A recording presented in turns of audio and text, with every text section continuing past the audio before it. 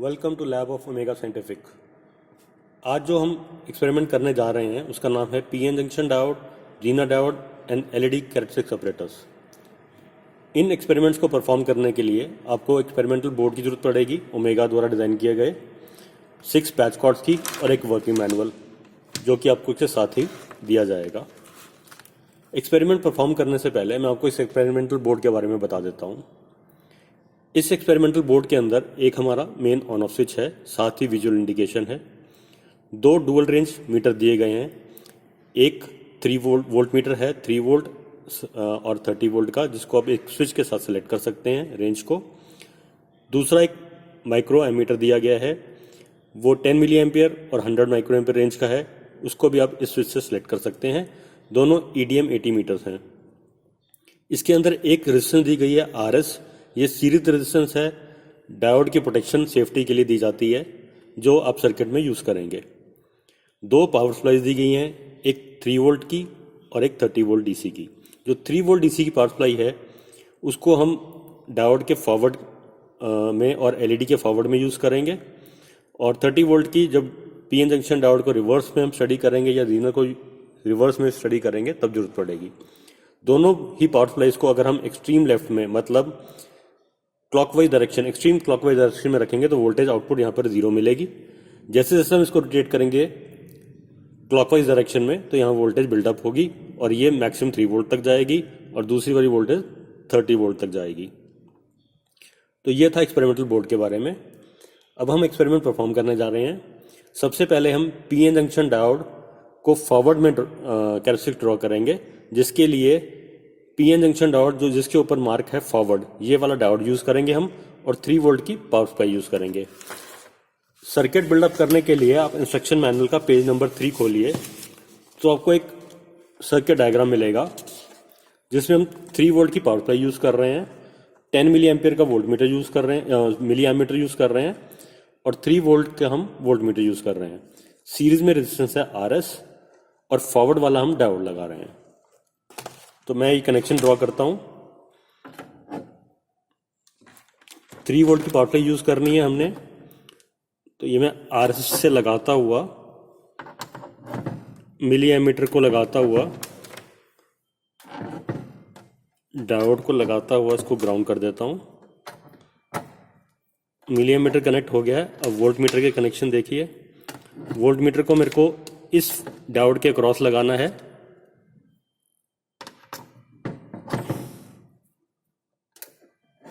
तो मैं डायोड के क्रॉस लगा देता हूं। ये हमारा सर्किट कंप्लीट हो गया है। अब मैं पावर सप्लाई को ऑन करता हूं और स्लोली स्पॉट को क्लॉकवाइज डायरेक्शन में घुमाता हूं।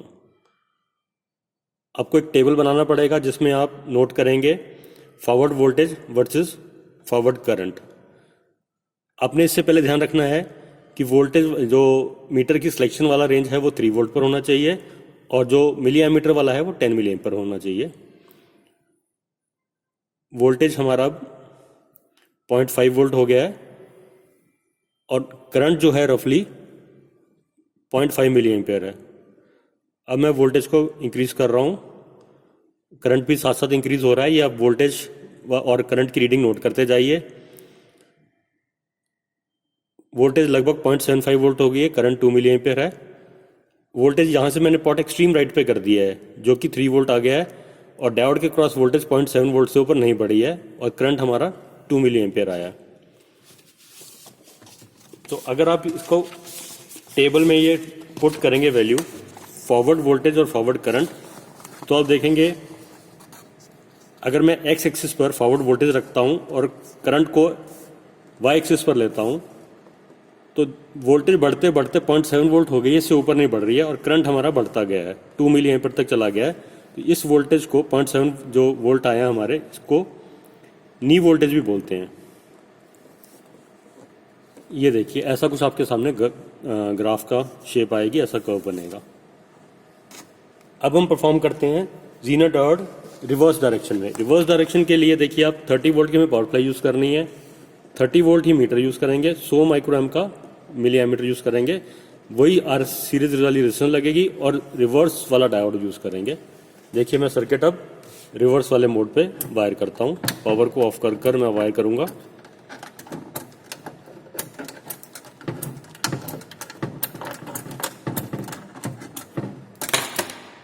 पावर सप्लाई मैं 30 वोल्ट की यूज़ कर रहा हूँ।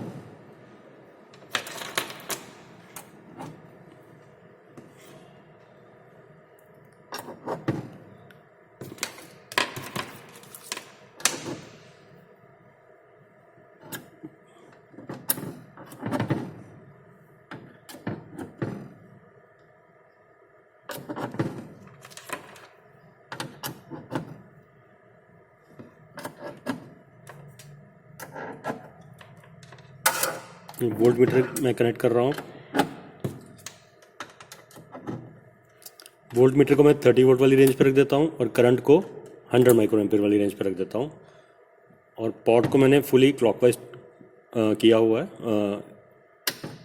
अब देखिए मैं धीरे धीरे इसको इंक्रीज़ कर रहा हूँ वोल्टेज को। करंट हमारा बहुत स्लोली इंक्रीज़ हो रहा है। आप ये रीडिंग नोट करती जाइए। 15 वोल्ट ऑलमोस्ट आ चुके हैं और करंट हमारा अभी 20 माइक्रो एम्पीयर से भी कम है। अब जैसे ही मैंने वोल्टेज बढ़ाई है, थोड़ी सी बढ़ाई है, करंट बहुत ज़्यादा बढ़ गया है। और देखिए 15 और 17 वोल्ट के अंदर करंट कैसे शूट करता है, ये आप सब नोट करिए। पावर को ऑफ कर देता हूँ मैं। अगर आप इंस्ट्रक्शन मैनुअल को रेफर करेंगे तो आपको कुछ ग्राफ ऐसा मिलेगा जब आप रिवर्स वोल्टेज और रिवर्स करंट का बनाएंगे। नेगेटिव वाई एक्सिस पे मैं वोल्टेज को लेता हूँ क्योंकि ये रिवर्स बायस है। ऐसे ही नेगेटिव एक्स एक्सिस में करंट को लेता हूँ। अब देखिए पहले वोल्टेज हम बढ़ाते जा रहे थे, करंट बहुत कम था। एक पर्टिकुलर वोल्टेज आ गई जिसे हम रिवर्स ब्रेकडाउन वोल्टेज बोलते हैं, वहाँ पर एकदम करंट शूट कर गया। तो ये ग्राफ हमारा रिवर्स का ऐसे बनेगा। जो हमारा थर्ड एक्सपेरिमेंट है वो है जीना डायोड के ऊपर। ऐसे ही हम जीना डायोड को फॉरवर्ड में और रिवर्स में कनेक्ट करेंगे।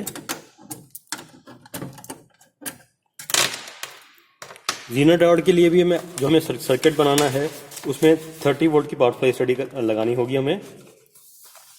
ये देखिए जीना डायोड को पहले मैं रिवर्स में ड्रॉ करने जा रहा हूँ। 30 वोल्ट का हमने मीटर लगाया है, 10 मिली एम्पियर का हमने मिली एमीटर यूज़ किया है और 30 वोल्ट की पावर सप्लाई लगाई है। RS हमने सीरीज रेजिस्टेंस लगाना है, इसके बिना डायोड डैमेज हो सकता है। और एक ये जीना इसके अंदर 12 वोल्ट का जो प्रोवाइड किया गया है वो यूज़ करेंगे हम। तो 30 वोल्ट की पावर सप्लाई यूज़ करने के लिए मैंने वोल्ट मीटर यहाँ से वोल्टेज लेते हुए मिली एमीटर से कनेक्शन जोड़ा। इसके बाद मैंने एक सीरीज रेजिस्टेंस को लगाया। सीरीज रेजिस्टेंस से ये पॉजिटिव सप्लाई मैंने जीनर के कैथोड पर लगा दी क्योंकि रिवर्स बायस्ड है, और जीनर का एनोड मैंने ग्राउंड से जोड़ दिया। अब वोल्ट मीटर हमने लगाना रह गया है। वोल्ट मीटर के लिए मैं ये पॉजिटिव यहाँ से उठाता हूँ और ये लगा देता हूँ, और जो ग्राउंड है वो ग्राउंड के साथ जोड़ देता हूँ वोल्ट मीटर के। 10 मिली एम्पियर पे मैंने मिली एमीटर को कर दिया है और 30 वोल्ट पर मैंने वोल्ट मीटर को रखा है। पावर सप्लाई में 30 वोल्ट वाली यूज़ रख रहा हूँ, ये ध्यान रखिएगा। अब मैं ऑपरेटर्स को ऑन करता हूँ और मैं इसको धीरे धीरे पोटेंशियोमीटर को क्लॉकवाइज घुमाता हूँ। वोल्टेज बिल्डअप हो रही है। जब वोल्टेज हमारी बढ़ रही है तो करंट हमारा ये डायोड जो है रिवर्स में हल्का सा लीकेज करंट इसके अंदर आने लग गया और करंट बढ़ने लग गया है। अब देखिए मैं जैसे जैसे वोल्टेज बढ़ा रहा हूँ, यहाँ से पोटेंशियोमीटर को बढ़ा रहा हूँ, 30 वोल्ट की तरफ लेके जा रहा हूँ, तो जो डायोड के क्रॉस वोल्टेज है वो कांस्टेंट हो गई है, रफली 12 वोल्ट के करीब है, और ये इंक्रीज नहीं हो रही है, जबकि करंट बढ़ता जा रहा है। अब यहाँ ब्रेकडाउन आ चुका है और जीना डायोड की वोल्टेज कांस्टेंट हो गई है, तभी ये रेगुलेटेड पावर सप्लाईज वगैरह या वोल्टेज रेगुलेशन के काम आता है। ये देखिए बिल्कुल वोल्टेज कांस्टेंट है लेकिन करंट बढ़ रहा है। तो ये हमारी कैरेक्टरिस्टिक्स हैं जीना डायोड की रिवर्स मोड में। आप एक ग्राफ ड्रॉ करेंगे जिसमें वोल्टेज और करंट, वोल्टेज को आप लेंगे एक्स एक्सिस पर और करंट को लेंगे पॉजिटिव वाई एक्सिस पर, और जैसे सब वोल्टेज बढ़ाते जाएंगे करंट इनिशियली जो है वो बहुत धीरे बढ़ेगा, उसके बाद वोल्टेज कांस्टेंट हो जाएगी और करंट इंक्रीज होने लग जाएगा। वो हमारी ब्रेकडाउन वोल्टेज है। अगर आप वर्किंग मैनुअल में देखेंगे ये ग्राफ बनाया गया है, मैं आपको दिखाता हूँ।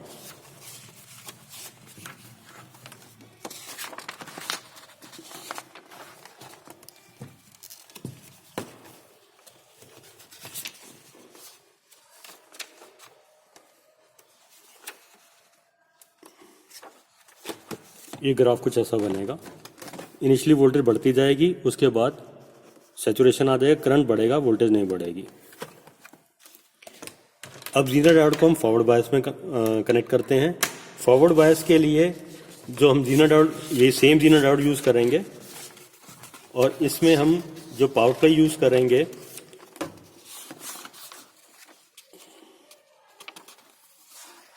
वो है 30 वोल्ट की पावर सप्लाई यूज़ करेंगे, वोल्ट मीटर 3 वोल्ट यूज़ करेंगे और milli ammeter 10 milli ampere use करेंगे। और सीरीज रेजिस्टेंस जरूर ऐड करिएगा, नहीं तो ये जीना डायोड ख़राब हो जाएगा।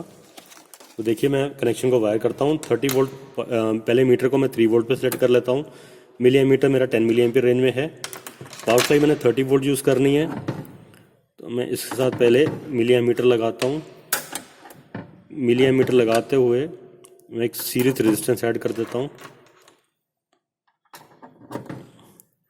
और जीना डायोड को फॉरवर्ड बायस करना है तो मैं इसके एनोड के साथ जोड़ देता हूँ और इसका कैथोड जो है उसको मैं ग्राउंड कर देता हूँ। अब मेरे को एक 3 वोल्ट का मीटर इस जीनर के क्रॉस लगाना है, तो ये ग्राउंड टर्मिनल है तो मैं ग्राउंड के साथ जोड़ देता हूँ। ये मेरा पॉजिटिव टर्मिनल जो है, ये मेरा पॉजिटिव टर्मिनल, पॉजिटिव सप्लाई है तो उसको पॉजिटिव के साथ जोड़ूंगा और ये मेरा ग्राउंड टर्मिनल है तो मैं इसको ग्राउंड के साथ जोड़ूंगा।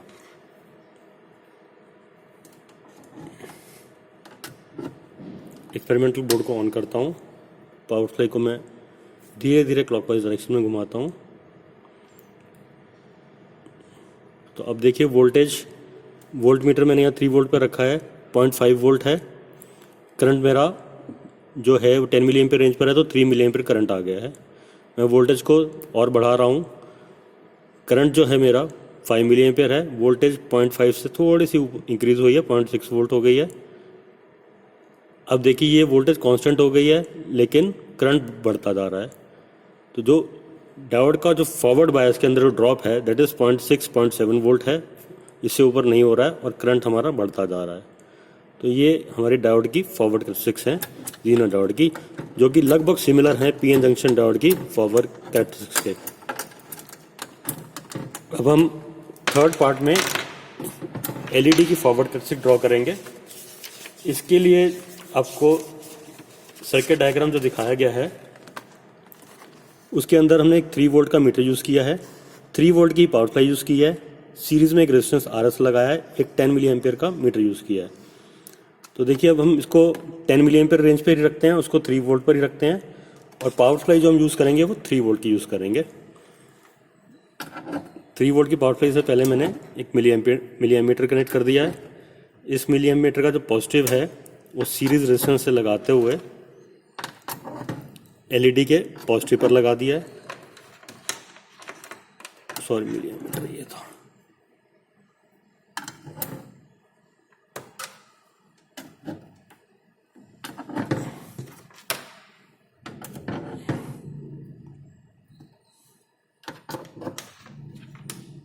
और एलईडी का जो कैथोड है उसको मैंने ग्राउंड कर दिया है।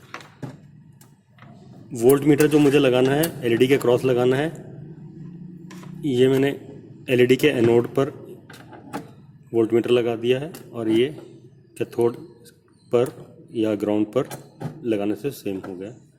अब देखिए पावर सप्लाई को 0 मैंने कर दिया है। अब मैं धीरे धीरे पावर सप्लाई को इंक्रीज करूंगा, साथ साथ करंट की रीडिंग नोट करूंगा। 0.25 वोल्ट है, करंट 0 है। 0.5 volt, current 0। 0.75 volt, current 0। 1 volt पर करंट लगभग 0 है। 1.25 वोल्ट और करंट जो है 0.4 मिली एम्पियर है। आप इसको करंट को 100 माइक्रो रेंज पे भी ले सकते हैं। अगर आपने रीडिंग डिफ्लेक्शन आपको ज़्यादा चाहिए तो यहाँ आपको रीडिंग ज़्यादा मिलेगी, और जब ये 100 माइक्रो हो जाता है तो आप इसको डिक्रीज़ कर सकते हैं। रेंज को 10 मिली एम्पियर सेलेक्ट कर सकते हैं। और ये एक स्टेज आ जाएगी जब ये हमारी वोल्टेज कांस्टेंट हो गई है, जो कि वोल्टेज अक्रॉस एलईडी है in the forward mode, it is 1.25 volt. अब हमारी वोल्टेज नहीं बढ़ रही है लेकिन करंट बढ़ता जा रहा है। ये देखिए, अब मैंने वोल्टेज को 3 वोल्ट कर दिया है, तो फॉरवर्ड जो करंट है हमारा that is 1.3 volt and current is 2.2 milli ampere. तो इसके बीच में आप ग्राफ ड्रॉ करिए, तो graph similarly PN junction diode की तरह ही मिलेगा, जो कि फॉरवर्ड बायस में जब वायर किया जाता है। और एलईडी भी सिमिलरली बिहेव करती है, लेकिन इसके क्रॉस जो फॉरवर्ड में ड्रॉप है वो ज़्यादा होता है। इंस्टेड ऑफ 0.75 की जगह 1.25 वोल्ट आपको मिलेगा। Thank you.